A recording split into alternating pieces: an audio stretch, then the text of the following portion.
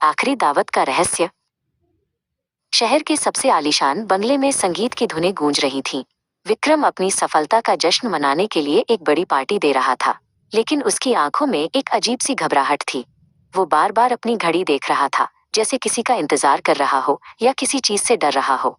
वो भीड़ से दूर एक कोने में जाकर खड़ा हो गया। अचानक पूरी हवेली की बत्तियां गुल हो गईं। अंधेरे में एक तेज चीख सुनाई दी और फिर कांच टूटने की आवाज। जब रोशनी वापस आई तो पार्टी का माहौल मातम में बदल चुका था।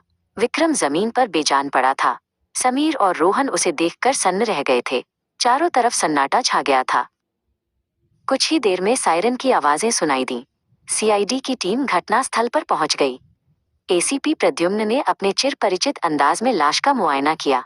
उन्होंने अपनी उंगलियां हिलाते हुए कहा, कुछ तो गड़बड़ है अभिजीत। ये कोई साधारण मौत नहीं, एक सोची समझी हत्या है। अभिजीत ने पास ही खड़े होकर ध्यान से सुना और चारों ओर नजर दौड़ाई। दया कमरे के दूसरे कोने की जांच कर रहा था।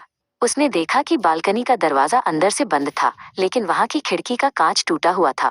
दया ने खिड़की के पास पड़े कांच के टुकड़ों को देखा और उसे वहां कुछ अजीब लगा। सर, खूनी शायद बाहर से नहीं आया था, दया ने चिल्लाकर कहा। अभिजीत ने विक्रम की निजी सहायक माया से पूछताछ शुरू की। माया बहुत घबराई हुई लग रही थी और उसके हाथ कांप रहे थे।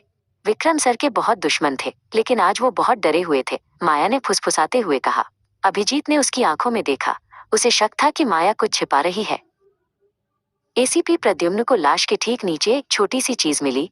ये एक चांदी का बटन था जिस पर एक अनोखा निशान बना हुआ था।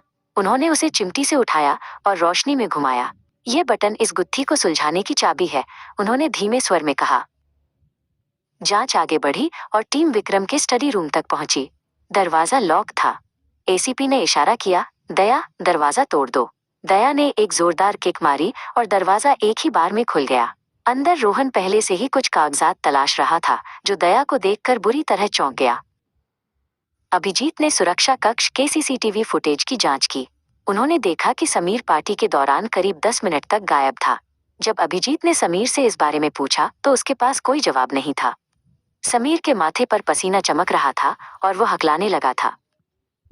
एसीपी प्रद्युम्न ने सबको हॉल में इकट्ठा किया। उन्होंने वो चांदी का बटन निकाला और माया के फटे हुए कोट की बाजू की ओर देखा, लेकिन बटन वहां से नहीं, बल्कि समीर के कोट से गायब था। समीर, ये बटन तुम्हारे कोट का है, जिसे विक्रम ने संघर्ष के दौरान खींच लिया था, एसीपी ने गरजते हुए कहा। माया यह सुनकर दंग रह गई। समीर ने भागने की कोशिश की, लेकिन दया ने उसे धर दबोचा। समीर ने कबूल किया कि उसने विक्रम के व्यापारिक रहस्यों को चुराने के लिए उसे मार डाला। एसीपी प्रद्युम्न मुस्कुराए और बोले, सीआईडी से बचना नामुमकिन है। दया समीर को पुलिस की गाड़ी की ओर ले गया। केस सुलझ चुका था।